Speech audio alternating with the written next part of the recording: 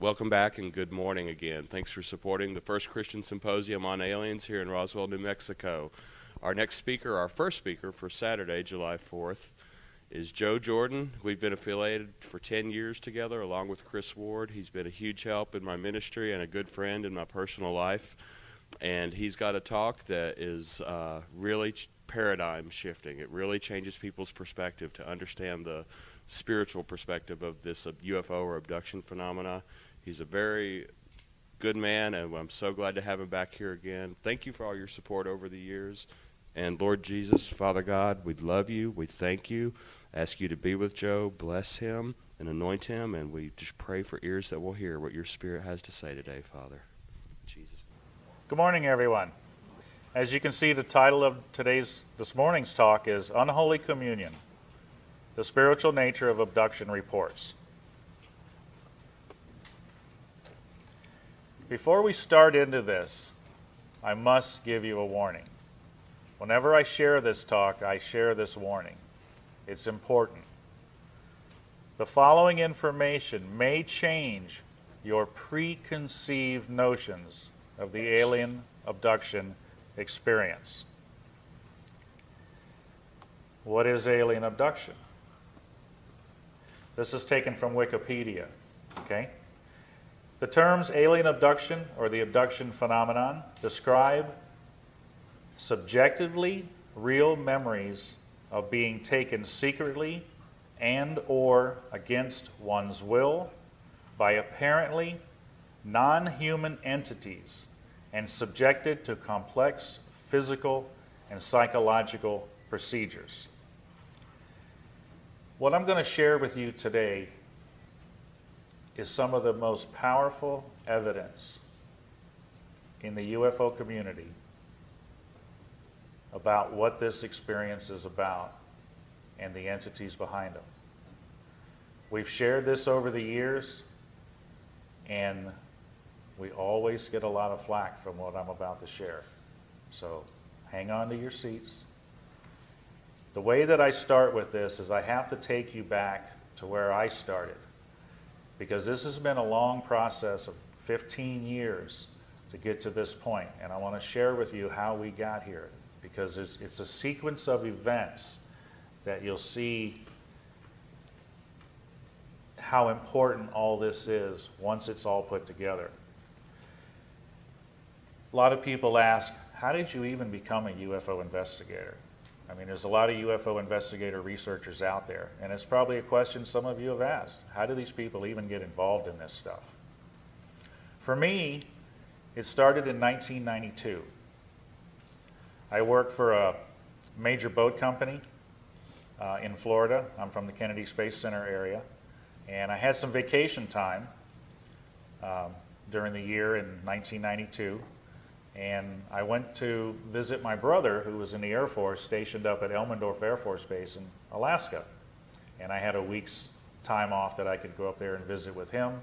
I took my son with me, and my mom went with me, and we went up to visit and have a good time and see the sights. But it's a 10-hour flight out of Orlando, Florida, to go to Alaska. That's a long time on a plane. I needed something to read to keep me occupied. While we were in the airport, I went to the little bookstores they have in the airport, magazines, books, snacks, things like that. I browsed through the magazines. I didn't see anything really that caught my attention. I'm not much into sports and politics and all that. So I went over to the books area, and I'm browsing through the paperbacks that they have. And I came across one particular book, and it caught my eye, and I picked it up and looked at the cover of it. And it looked like a science fiction book. I was an avid science fiction reader when I was a teenager in high school. I actually grew up as an Army brat, and I spent a lot of time overseas growing up in my younger years. We didn't have TV or radio and stuff like that to keep us occupied like you guys got today. So books were a great escapism. And mine was science fiction. I love science fiction. Robert Heinlein, Frederick K. Paul, H.G. Wells, you know, it was great. And as I was looking at this book that I had picked up, it looked like a science fiction book. But when I turned it over and looked at the backside to read the synopsis on what it was about, I was puzzled because here it looked like any other science fiction book I'd picked up, but it was saying that this was a story about an investigation that was done, and it was based with science fact and full of scientific research, and this was their documentation of their investigation. That book was UFO Crash at Roswell. I'd never heard about UFOs before. I might have seen movies of it, but it never connected. It wasn't something that I was concerned with at all in my life. I was hardworking at the boat company for many years already, raising a son. So I was busy with everyday life. UFOs was the farthest thing from my mind. But when I read this book on that vacation trip, I was hooked. I thought, because all the things that I thought were fantasy in my younger years growing up, these people were saying was real. And how could that possibly be? So I had to know more. When I got back from the trip, I wanted to know more about this subject of UFOs and aliens. I got to have some answers to what I had just read. And it happened to be about 3 or 4 weeks after I got back, I was watching TV at home one night, and it was the local news, and they were doing interviews with local businessmen in the area and new businesses that were opening up. And they were interviewing a fellow who said, was sharing with everybody that he had just opened up a UFO museum on International Drive in Orlando, Florida. And he got into telling about all the information dealing with UFOs over the years and what he had in his museum. It was like a historical walkthrough museum, sort of like what they have downtown here in Roswell. And I thought, wow, this is a place I can go to find out some more. So over the next couple months, I made a number of trips over to meet this fellow, and him and his wife together were running the place. Nice little walkthrough museum, had books in front where you could purchase, you know, little knickknacks and books and stuff like that dealing with UFOs. And as he saw me being local, coming back to see him a number of times, we finally started talking to each other. And he says, "You seem to have a very keen interest in this. You know, is there anything I can help you with?" And I told him about picking up that first book and it grabbing my attention, and I had to know more. And he says, "You know, would you like to be more involved in finding out what this is about?" And I said, "Well, what do you mean?" He says, "Well, I belong to an organization that researches UFOs, and it's the Mutual UFO Network." Over the next few months, he helped me become a member of MUFON. He helped me work up my investigator status as a field investigator for MUFON, and we became very good friends. I learned what was involved with doing investigations. And being local, I was on the Space Coast and he's in Central Florida. He said, "You know, over on the Space Coast, there's no chapter for MUFON." He said, "I know there's some members over there, but there's no chapter for it. There's nobody running the organization for the county." He said, "Would you be interested in maybe taking charge of that and putting together a group of investigators to cover that area?" And I thought, wow, this sounds interesting. Here I'm going from knowing nothing about UFOs to getting one little book to now working up to I'm going to be in charge of doing investigations in my area. And we took time, we talked to the state director of Florida who lives up in Gulf Breeze and the assistant state director, and they told me what was involved with being a state section director for my county. And I had an interview with them. The fellow from the museum backed up for me because he was the state section director for Orange County there in Central Florida.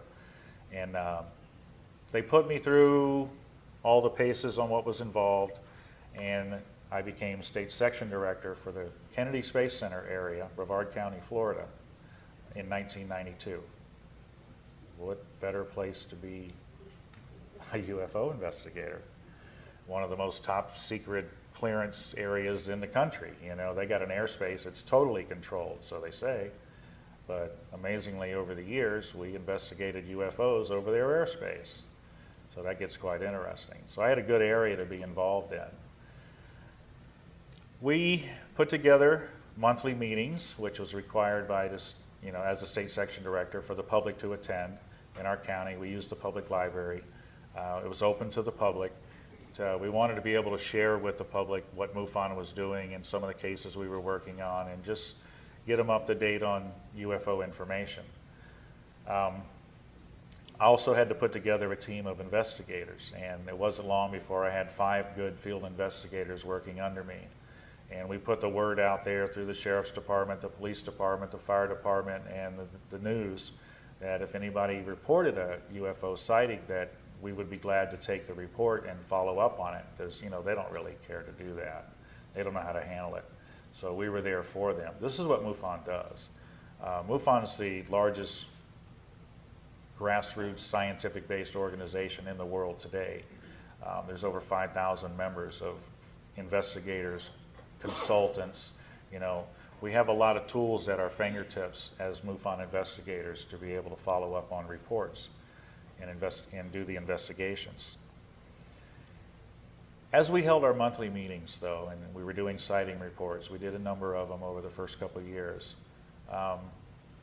we started to take a look at what was happening here with the UFO picture. And doing sighting reports, we found after a couple of years of it, it's like chasing your tail. How many sighting reports is it going to take till we figure out what this is? They've been going on since the 40s and 50s. They still don't have an absolute answer to what this phenomenon's about. And looking at the people coming to our meetings, we were hearing stories from people who were saying they were abductees or contactees. And we started listening to them, and they were saying that they had been in contact with these entities that are behind the UFO sightings.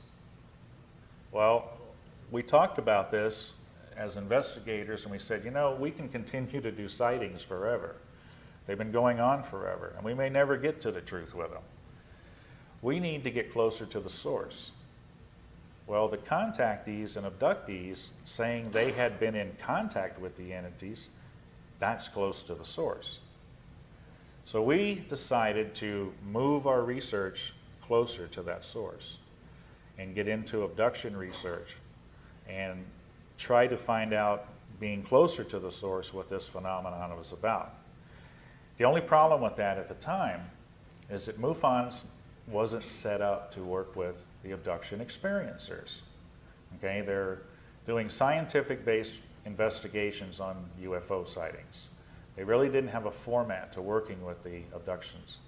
And we had to kind of separate ourselves to be able to do that. We couldn't do it under the name of MUFON because we had no real guidelines except for what we've been taught as being investigators, to do interviews and research and how to document stuff. So we decided to set up a separate entity organization called CE4 Research. And CE4, Close Encounter of the Fourth Kind. That's what that stands for.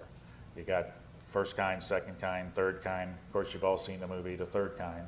Fourth kind is abductions. So that's what we titled our group. Even from the beginning, the information was always available to MUFON. We never kept it separate. We always offered it if they wanted to see it. But like I said, they weren't really set up at the time to be involved with that.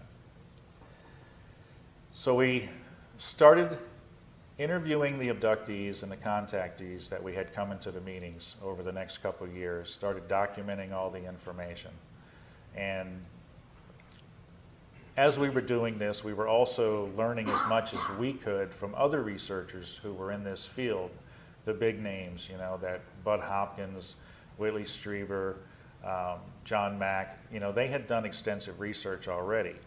And because the abductees and contactees that we were encountering seemed to have a lot of personal issues, we didn't want to do any more damage to these people by working with them and interviewing them. So we needed to learn as much about them as we could.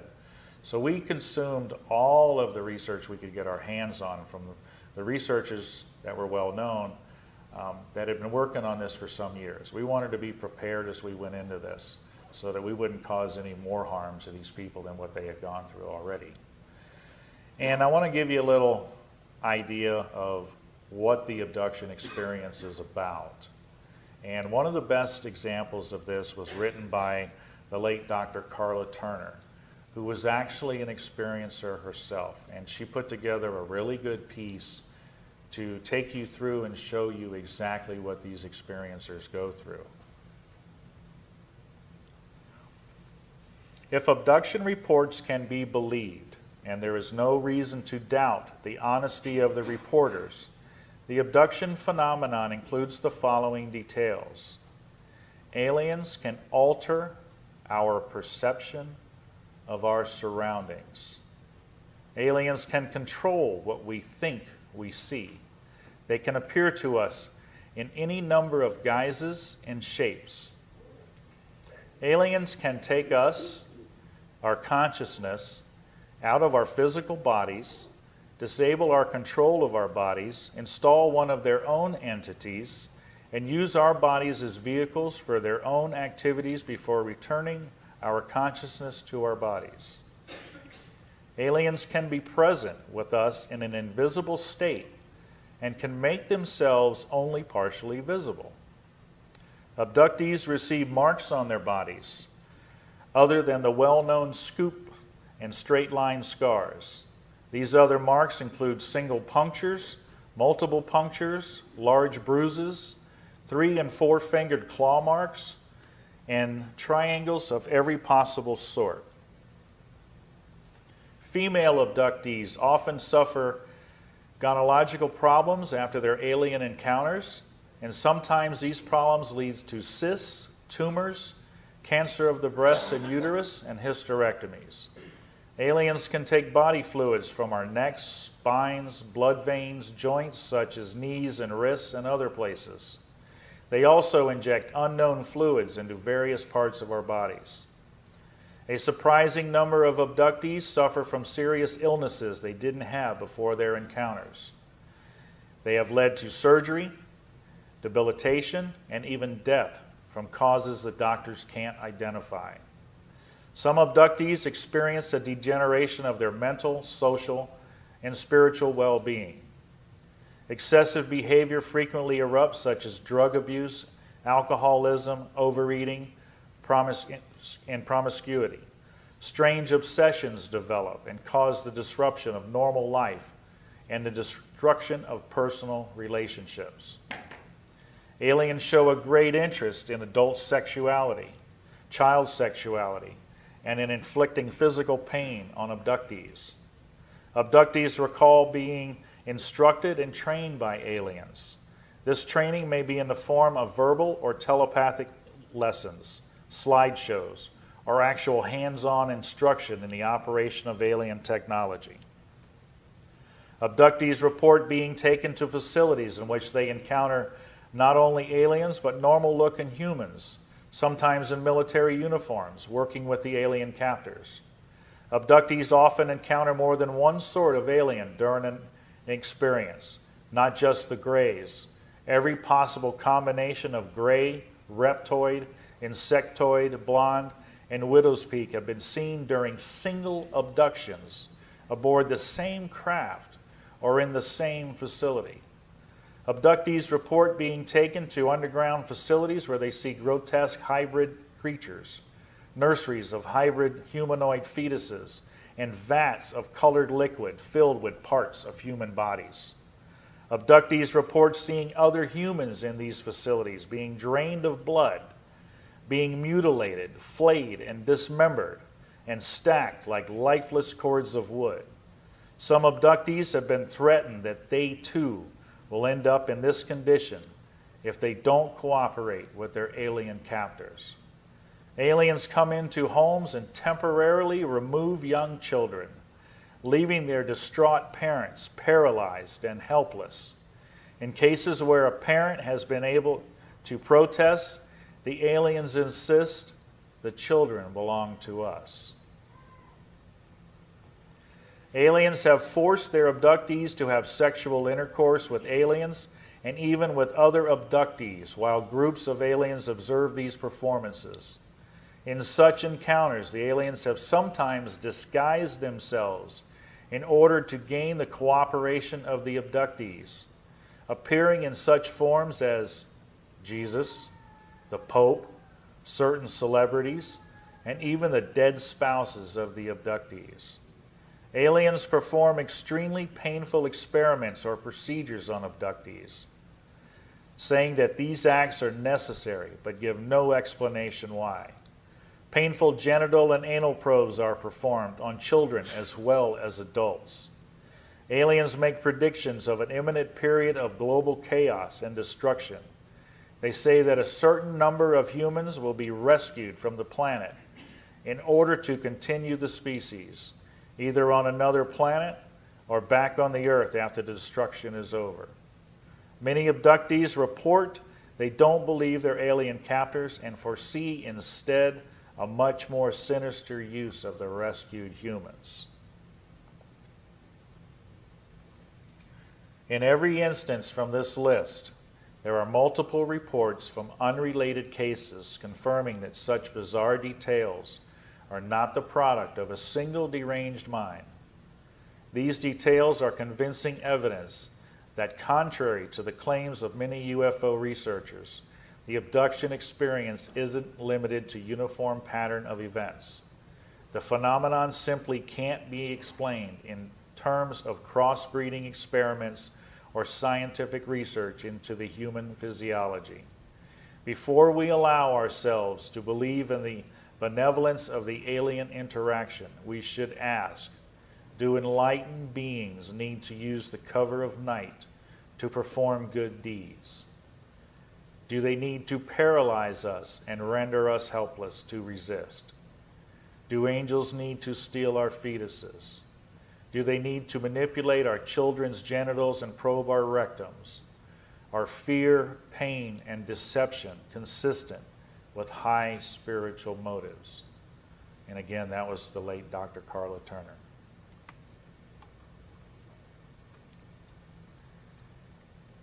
Another thing that these people get in their messages through the communication from these entities through the experience, there's a number of these that I touched on. There'll be other speakers coming up talking more about the alien message, but this is a few of them.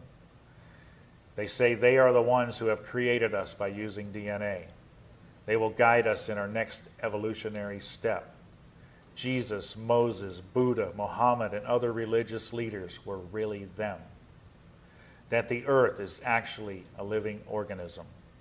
They teach that the earth will be destroyed if they cannot change mankind. They teach that they are more advanced both technologically and spiritually. They teach that they are corporeal beings and that they reside in other star systems. They teach that they are our benefactors. I have a special video that I'd like to share with you. It's about a family that has gone through this experience. The experiences of examples I just read to you here from Carla Turner. I want you to see the actual people themselves and how it's affected them and their family. It's a short video, it's about 8 minutes, and I'm going to let it play, and then we'll come back and we'll move on. Okay? Ordinary, everyday people that this has happened to. And it can happen to anybody. I didn't want to believe that it happened to me, but it did. Joyce Aarons and her family believe that what happened to them was not an isolated incident.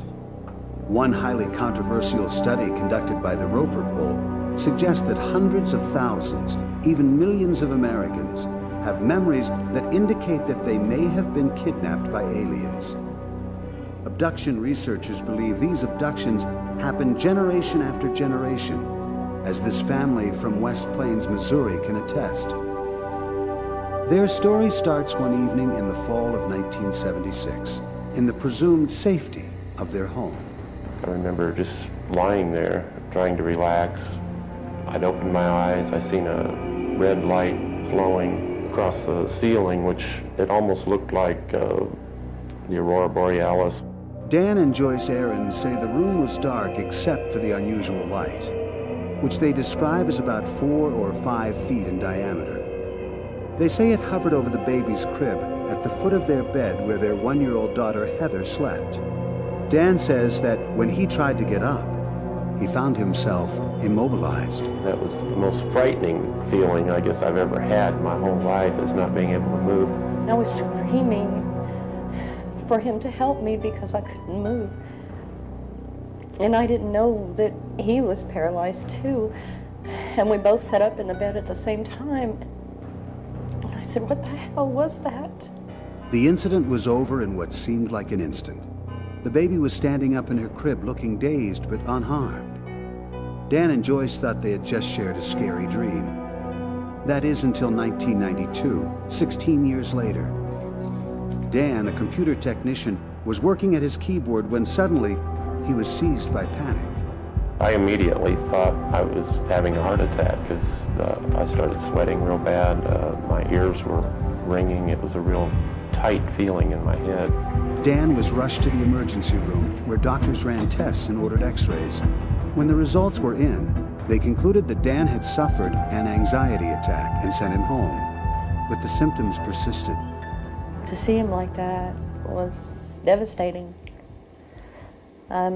He couldn't leave the house. He was so scared.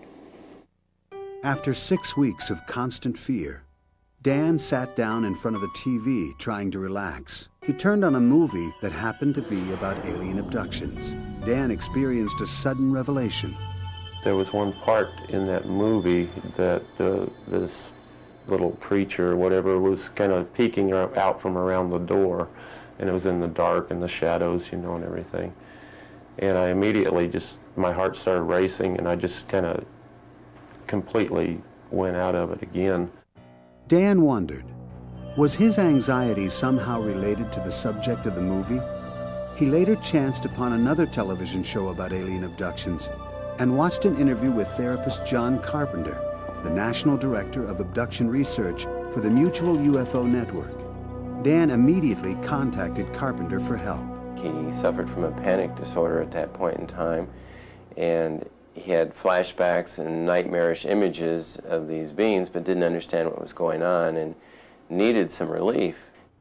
Dan agreed to an on-camera hypnosis session with Carpenter, during which he revisited that memorable night in 1976, the night he saw the red light over the baby's crib. This time, under hypnosis, he remembers more. He recalls cowering in the corner of his bed as he watched alien beings take his daughter Heather from her crib. He went to the crib. He went to the crib. Picked her up. Uh-huh. I can't move. You can't move. You don't have any control over what's happening to you. No.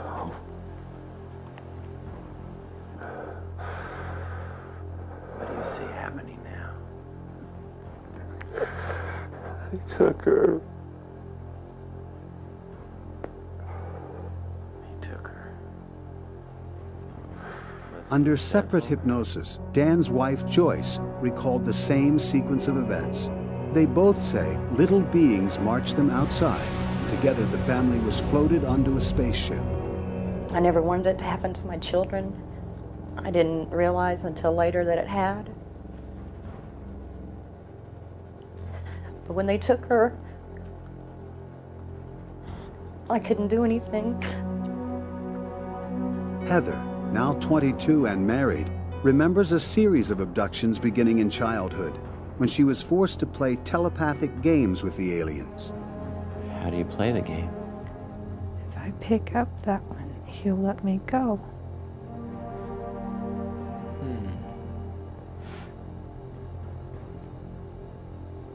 What are you feeling?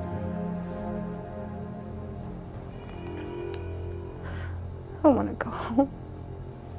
Mm-hmm. What does he tell you about that? If I pick it up, he'll let me go. The Aarons family believes alien kidnappers have not only intruded in the lives of their children, but are now visiting one of their grandchildren. He calls them his little buddies that come in his room and play. He said he wanted to watch the ship leave. I'm not going to tell him that it's not real, because it is real. Skeptics would say that Dan, Joyce, and Heather could have constructed their stories together before hypnosis. But then they'd have to know how to answer the trick questions and the leading suggestions, which I provide. Plus, there are many details they wouldn't know about that we would be looking for as markers for truthfulness and reliability with other abduction data. Researchers also believe abductees are sincere because of another consistently reported feature of abduction accounts: the insertion of alien implants. I turned my head to the right, and this taller being came over. And he kept telling me that it would be okay, that they wouldn't hurt me. And then they took this very long needle, and they put it up my right nostril. And I closed my eyes when I heard it crunch. And then I became very calm.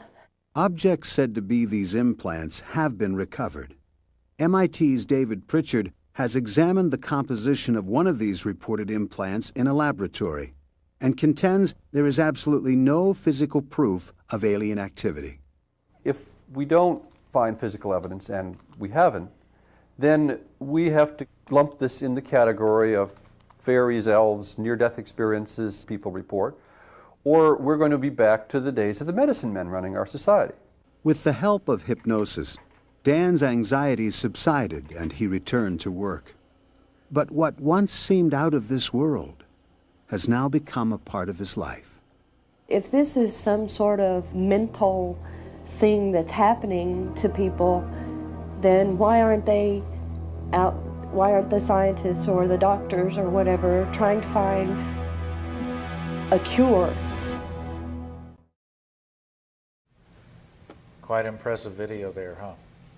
This video, some of you might have seen it. It's aired over the years. It's from A&E. Actually, I've seen it every single year for about the past 6-7 years since I started looking at some of these videos. You see a lot of the similarities from what Dr. Carla Turner talked about right there on that video with this family that they had gone through. You see that this is not a very enjoyable experience for them. You see a lot of things, key things going on here. You see that it also is generational. There's a lot of issues just in that one little 8-minute piece that you can see that covers a lot of the aspects of what the abduction experiencers go through. As we were working with the abduction research, most of them were coming in through our monthly meetings. We had 4 or 5 there that were local, that we were working with, that we were able to work with. But something unusual was also happening in these monthly meetings. Remember, they're MUFON meetings that we had set up, open to the public. And one thing that MUFON had warned me about from the beginning is when you open up a meeting to the public that's about UFOs, you're going to get all sorts of people at these meetings. And it might not all be scientific based. I had no idea what they're talking about until I opened the meetings up. I had people coming in there with all sorts of things to talk about and share, which we opened it up to explore. I mean, they were just things I had absolutely never heard of. A lot of it was things dealing with metaphysics. And I had no clue what metaphysics were about. And we opened up to look at what these people were talking about. A lot of it was what you call metaphysics and New Age teachings. We had to look at them as researchers because they're still part of that UFO puzzle in some way, okay? if you're going to look for the answer to this UFO picture and what is the picture, you got to bring all those pieces to the puzzle to the table to get the final picture, okay? You can't leave pieces out. Now, MUFON might not have been prepared to deal with those pieces, but it doesn't mean they should be excluded, okay? So as an objective researcher and an open-minded researcher at the time, I said, let's look at all of it. So we started looking at these ideas that the people that were coming to the meetings had dealing with the New Age and the metaphysics. There seemed to be a spiritual connection there to the UFO phenomenon. And if you're only looking at it from a scientific point of view, you don't catch that. You have to step back and look at it a lot bigger. And that's what we were doing while we were working with the abduction experiencers. As a matter of fact, a lot of the abduction experiencers, on their quest looking for answers through their life, were brought into the study of New Age and metaphysics teachings. We kept seeing that over and over and over. It didn't seem like the Christian church was set up at the time to give them any help or answers, so they would go elsewhere looking for these answers. And they were finding that connection between the New Age and metaphysics and the UFO realm. As we were exploring it,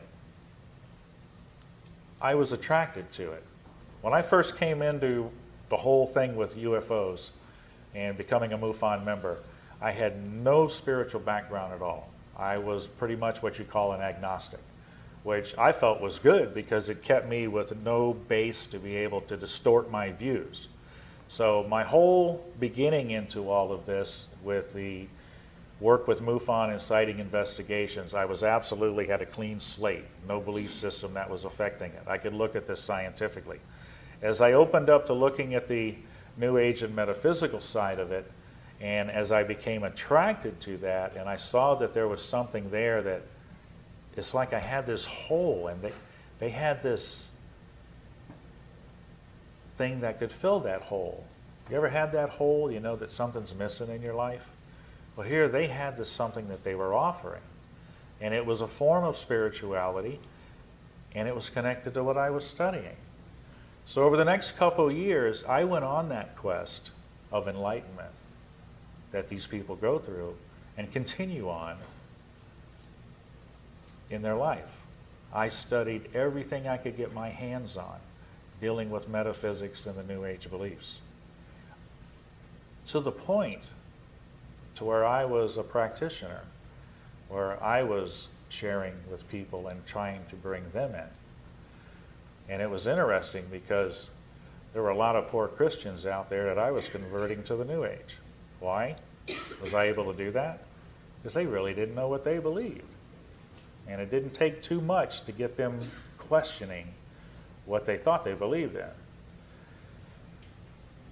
This went on for about 4 years. We're still working with the abductions and my study into the metaphysics. And in 1996, I had a female investigator working with me because, as you see, a lot of the abductions are with females. And it's hard to talk one-on-one with the females because, with a man, because some of it gets very personal. So I was very lucky to have, at the time, a girlfriend that would come on board and work with me and actually work with the female abduction experiencers. And then we'd compile notes and we'd be able to work like that. In 1996, fall of 96, we had a lot of things going on that were really tying up our time and keeping us busy. But there was a couple cases that we were working on that had a very, very dark effect on us dealing with these two cases. We couldn't put our finger on it, but something wasn't right. When we were dealing with the experiencers in their case, there was a serious oppression at it. It was just like, oh man, what is this? You know, and what's affecting us here? Well, my girlfriend at the time was a Christian, and she didn't quite put all this together yet, but she was helping us in the abduction area. And she pulled me aside one day and she says, you know, she says, something's wrong here. She says, these cases you're working on right now, she says, there's something very dark about him. There's something that seems like there's almost an evil presence involved. And of course, me and my New Age thinking said, you know, evil's just a perception you have of this. There's really no evil. You know, it's all relative, you know. And she says, no, no, no. She says, there's really something wrong here. She says, I know you feel it. She says, you know, when you're working in this area, I think you really need to have some covering, some type of protection on you as you go into this. I think there are some dark forces here that you need to be protected from. Of course, I reach in my pocket and pull out my trusty crystals, and I said, I got all the power I need right here. She says, no, no, no, no. She says, that's not what I'm talking about. She says, that's not going to help you. It isn't helping you right now. And I said, well, what are you getting at? And she says, I know of a help that can help you and can protect you. And I said, yeah, what do you got? You know, because I was always looking for something new. That's the whole thing about on your search for enlightenment. You're always looking for that next thing to bring you closer to it. You never really get there. It's just that carrot dangling out there. And I was all ready for this one. And she breaks out a Bible and she sets it on the table and she says, it's in here. And I said, oh, no. I said, that's got nothing to do with what I do. And she says, I think it does. I think you need to take a look at it. And no, no, no, no. We don't need to go there. And she says, well, wait a minute. You said you're the most open-minded, objective investigator there is. You tell people that. I said, I am. She says, then you'll take a look at this? I said, guess what? I just been had. So we sat down and I said, show me what you got. You don't want to piss off the girlfriend. And I gave her time. And something miraculously happened. For the first time, I grew up in the church, left it as a teenager, got disgruntled because of the world, and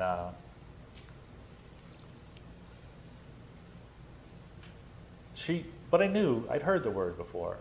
I'd heard God's word growing up, just put it away for 30 years. And she shared with me the gospel message out of the Bible. And it's like I had never heard it before.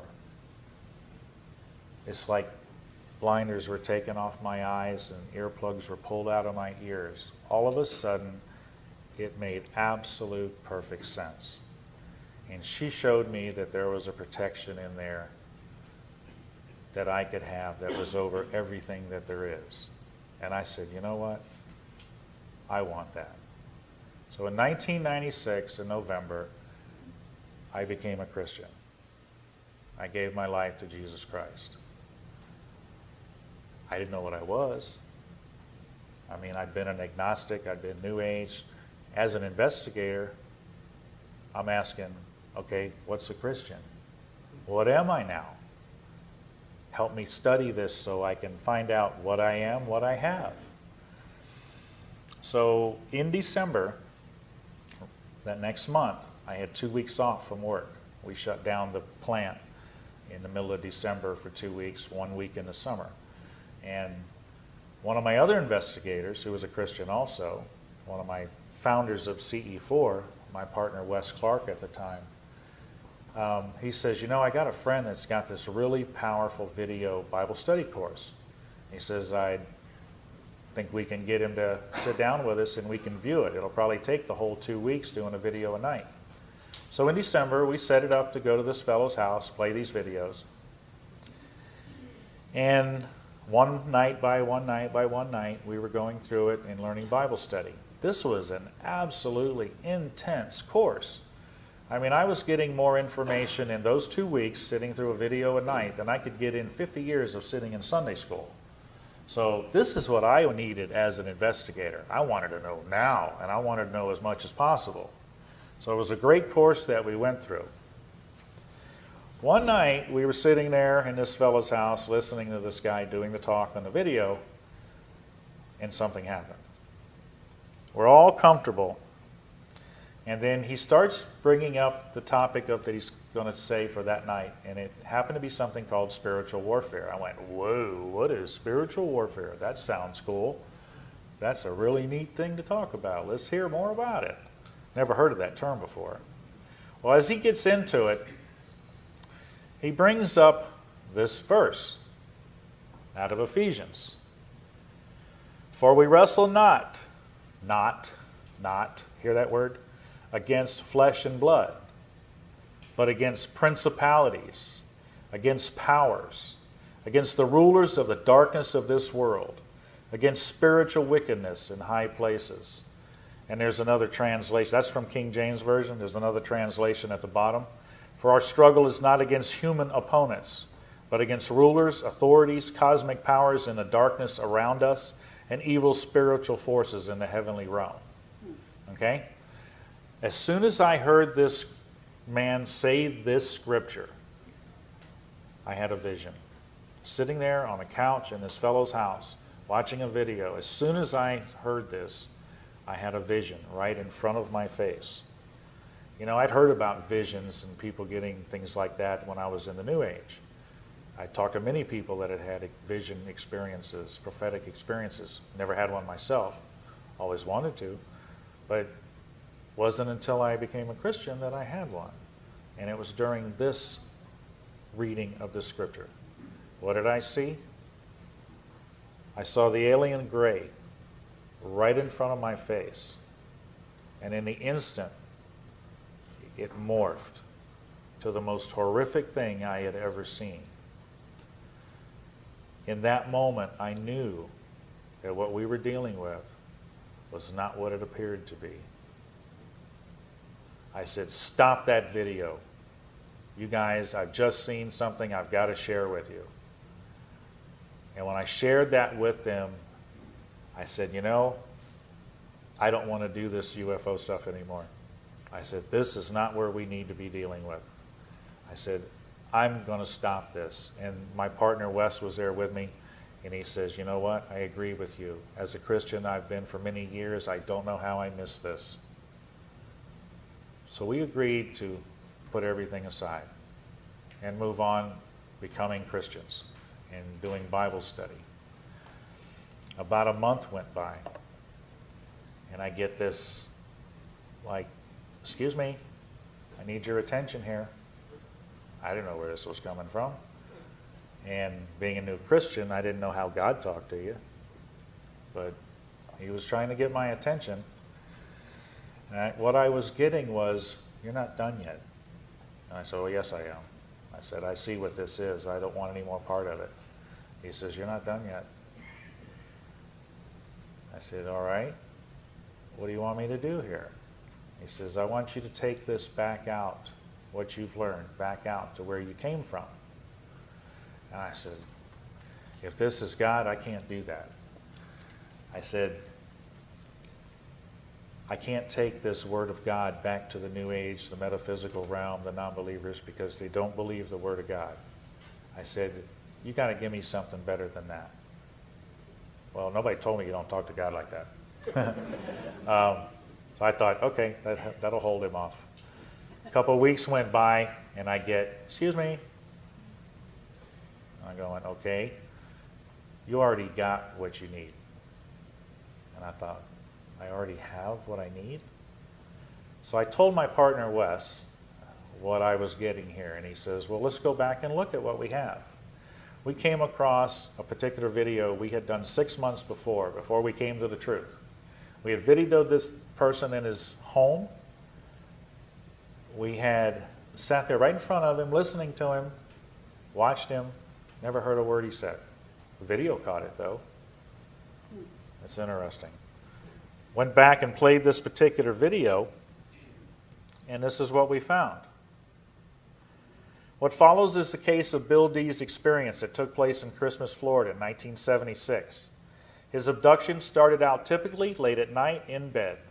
Earlier in the evening, he saw some anomalous lights through the living room window over a forest north of his house. He assumed it was a police helicopter searching for drug runners or something. Whatever it was, it agitated his dogs for several hours thereafter. He eventually went to bed. He was lying in bed, kept wide awake by the barking dogs when paralysis set in. He was unable to cry out. He He could see nothing but a whitish gray, like a mist or a fog, although he sensed someone or something was in his room. His wife didn't awaken. The next thing he knew, he was being levitated above his bed. He then had the sensation he was being suspended by what felt like a pole inserted into his rectum. By this time, he was alive with terror, but couldn't scream. Here's where the story becomes very interesting. The following is an excerpt taken directly from the transcript of Mr. D's interview. I thought I was having a satanic experience, that the devil had gotten a hold of me and had shoved a pole up my rectum and was holding me up in the air. So helpless, I couldn't do anything. I said, Jesus, Jesus, help me, or Jesus, Jesus, Jesus. When I did, there was a feeling or a sound or something that either my words that I had thought or the words that I had tried to say or whatever had hurt whatever was holding me up in the air on this pole. And I felt like it was withdrawn and I fell.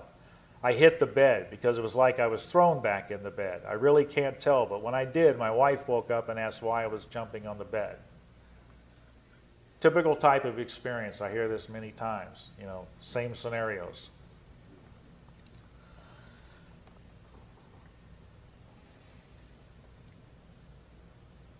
In all the research we had done, we had never heard of a case of anybody stopping an experience. All the researchers, the top researchers, were saying that this could not be done. You couldn't stop an abduction experience. They had no record of it. So here I am with a case where a guy says he called out in the name of Jesus and stopped an experience. Was this one case unusual? But I knew I had something powerful. When God showed me to go back and look at this video, I knew this was something unique.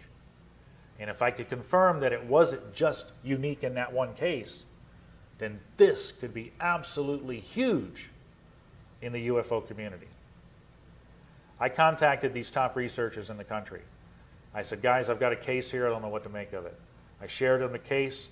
Each time I did, they asked, can we go off the record? And I said, sure. I can't tell you their names, but I can tell you what they said.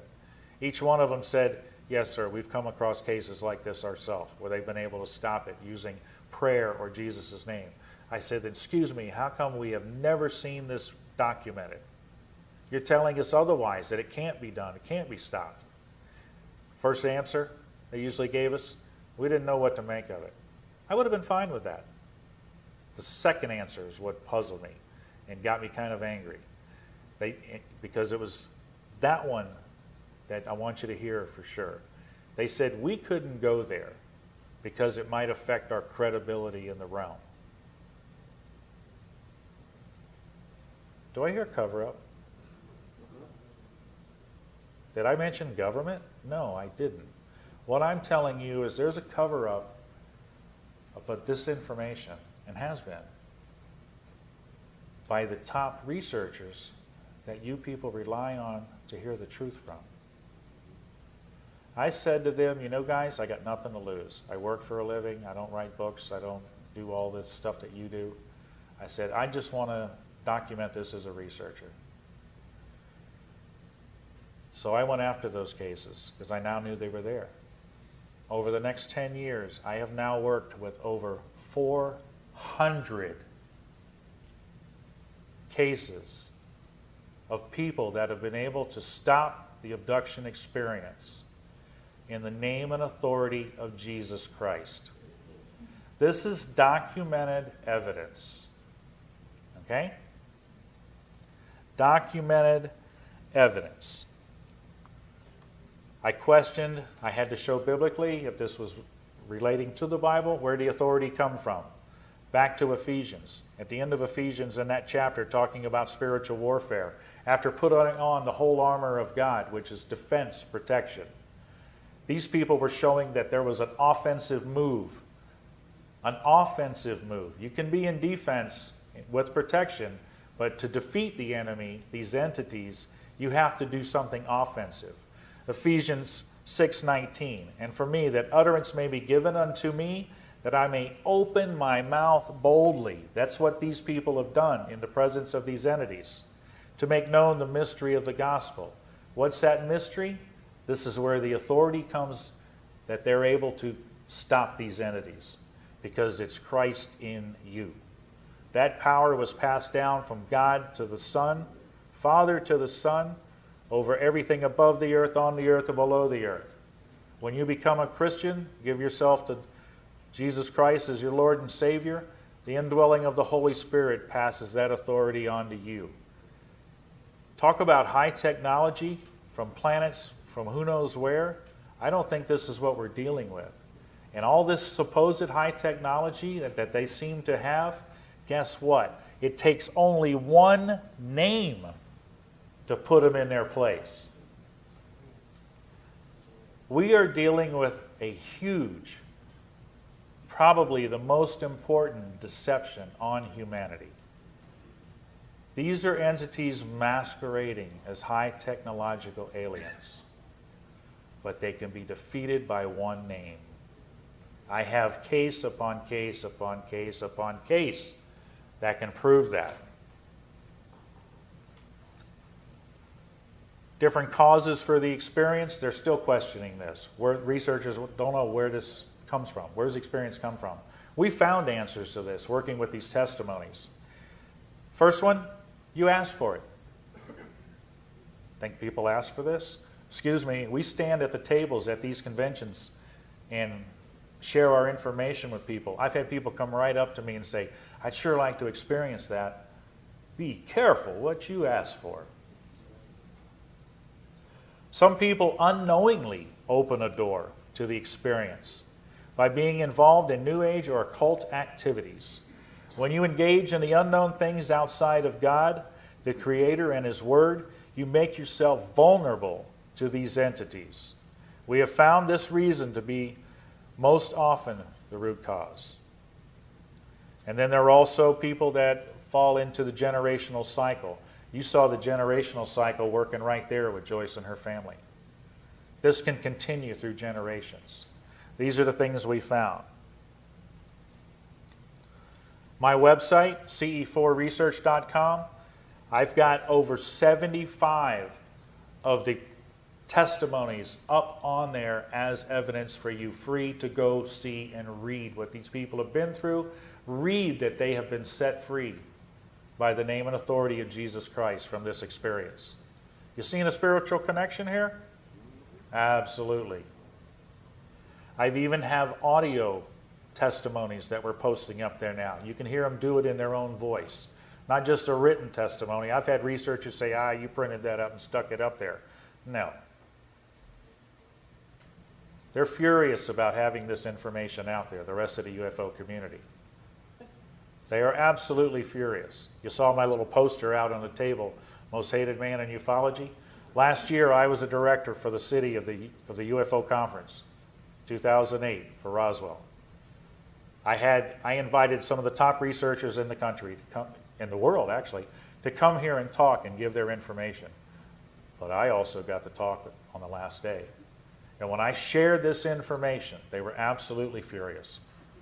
And they have been furious ever since. There's blogs upon blogs going out there. I am now the most hated man in ufology. Okay? Because I dared share something that they couldn't. Those people that I talked to before, those researchers, they've never come against me. The ones that I didn't talk to, oh boy. You should hear the things they say. Moving on. This is an example of how we take people through and help them. This is our counseling side of it. The 8 R's. This will be on the video for you guys to see. I'm not going to take too much time and go through them, but we take them through, we help them recognize what they're doing, we help them take responsibility for what they're now recognizing, what they've been involved with, repenting to God for being involved with it, renouncing it, getting rid of everything, or making it your enemy, removing it, resisting it if it tries to come back, because you're going to piss these entities off and they're going to try to harass you for a while, okay? Which does happen. Rejoice, give God thanks for setting you free, and the completion of helping someone become free of all of this is restore. Help someone else get free.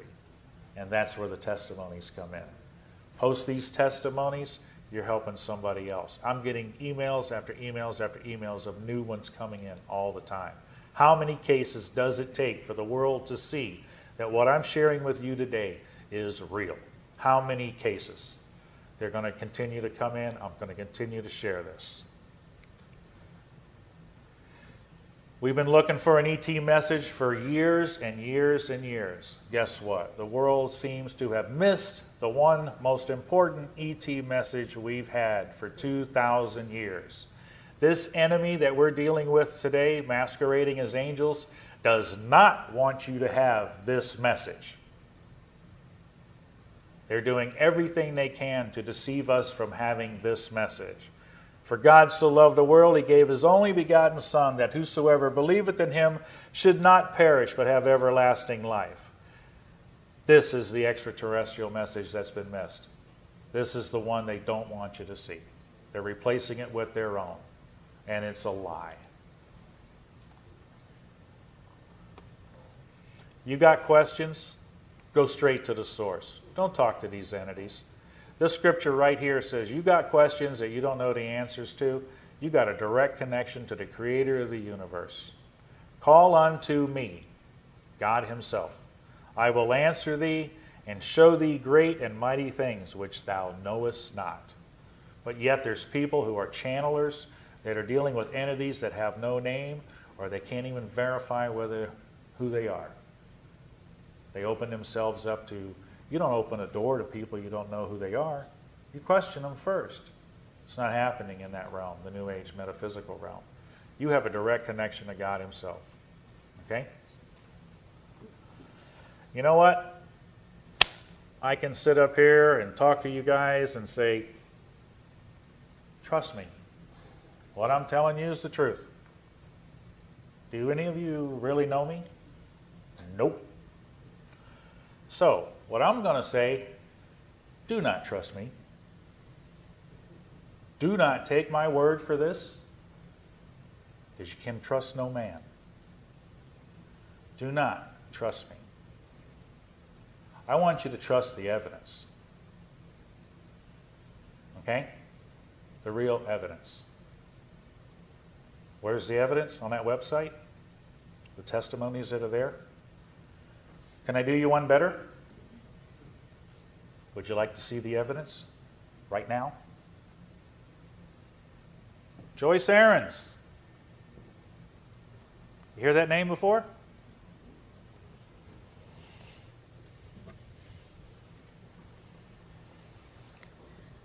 I had an opportunity to meet this lady a few years back.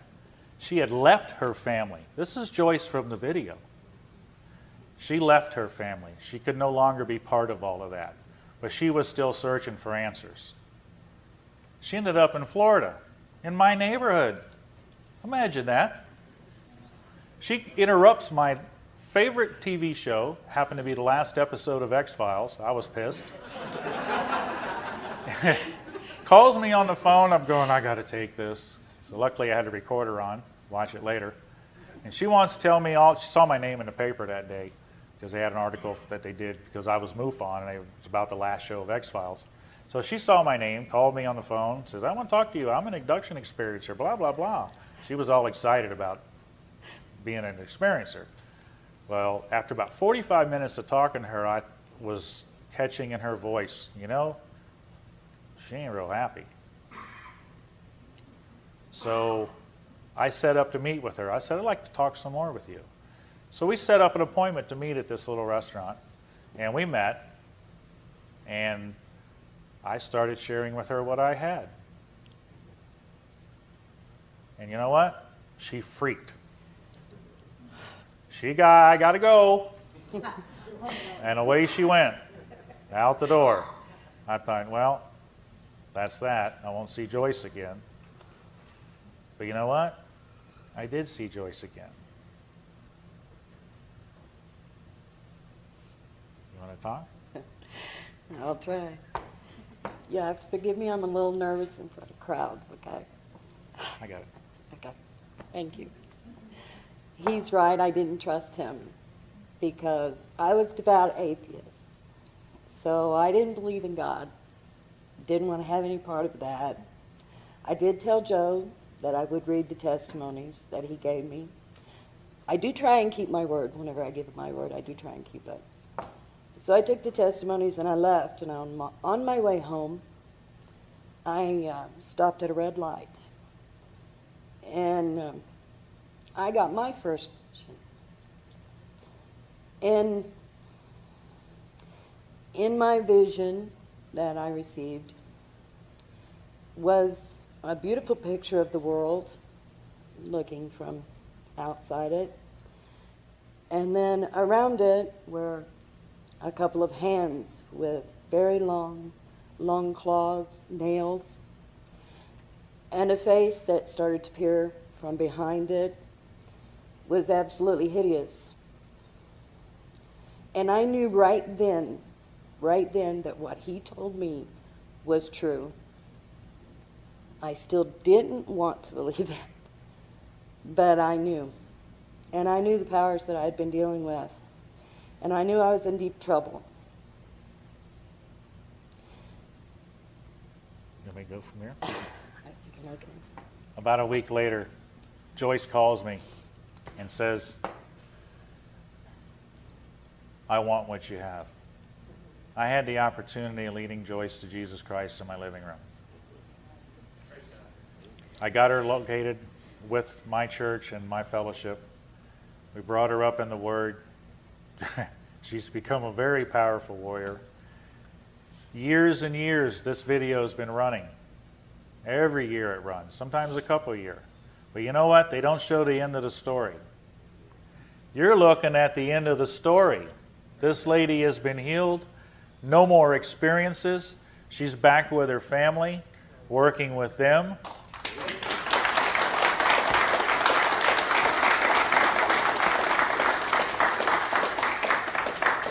This is the evidence right here. Last year when I did this conference down here at the Pearson, I brought the living evidence up on that stage. Not one researcher would talk to these people because they knew if they did, they'd have to deal with it. Instead, they come after and attack us as being Christians. I haven't said anything about preaching Christianity. I'm here to show you evidence that I have come across, and you need to look at the evidence. If it leads you to dealing with Christianity, so be it. But that's not what I'm here for. I'm here to show you the most powerful evidence in the UFO realm for the entities we are working with. And it's an unwanted piece of that puzzle. Absolutely unwanted. You know what? I brought you one piece of the evidence. How about some more? Guy Malone. Guy's living testimony. He put his book on the internet where you can read it, called Come Sail Away. Living testimony to the name and authority of Jesus Christ over these alien entities. Nicole, Guy's wife, she has dealt with these entities. She has overcome them through the name and authority of Jesus Christ. Jackie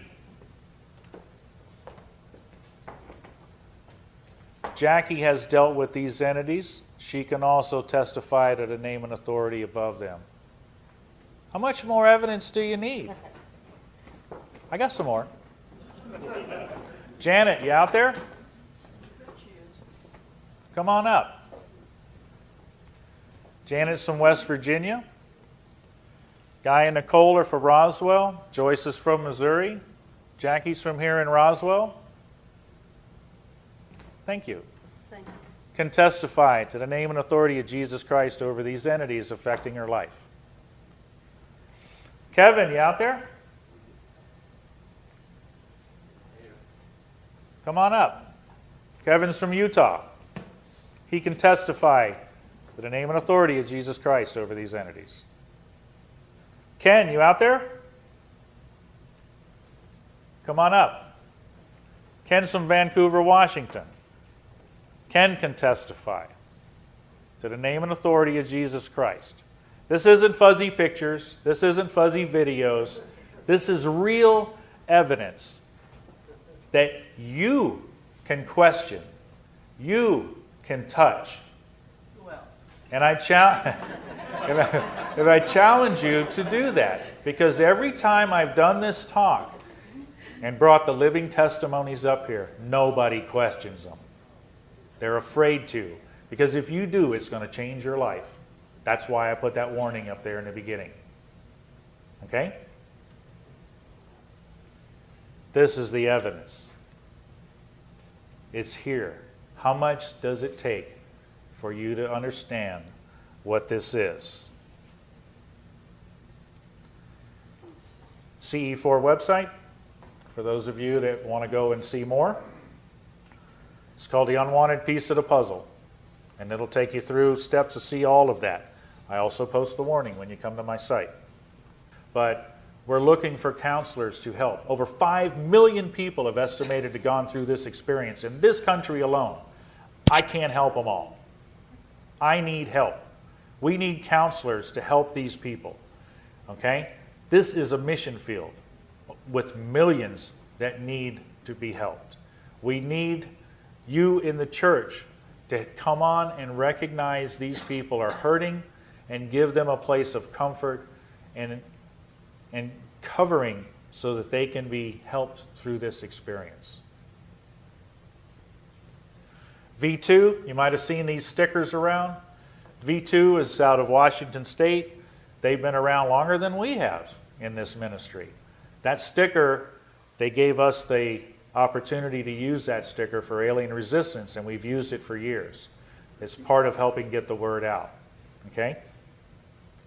This picture here, it's taken as off the no alien symbol, but it also tells you these are the entities from the same garden, the same lie from the beginning.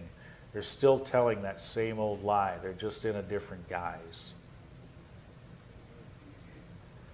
You know, I hope you've seen something that will make you really question what's going on here. You know, there's two sides to a coin. You've been seeing one side for years.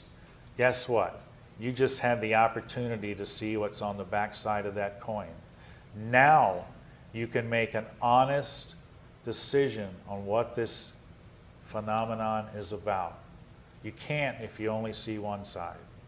You've just had the opportunity to see both sides. And I hope now you'll understand more about what this is about. The evidence, the most powerful evidence in the UFO community is right here in front of you. Question these people. Let them prove to you that this is real. In closing, I'd like to say, Joyce has got one more thing to say. It's really hard for me to watch that video, but I'm very glad it plays, because I had a woman call me a couple years ago because she saw that video. She looked my name up and called me, and I have talked with her. She is one of God's warriors now. It's awesome. So as long as that plays, I know that it's actually going to help someone, even though I can't stand to watch it myself. I know that it has the power. He's doing it. He'll bring them. I know it. So I guess in a way I'm really glad that's still playing. Before I close with the final words, if you are out there right now dealing with this experience and you're still searching for the answer, I hope you have that answer now.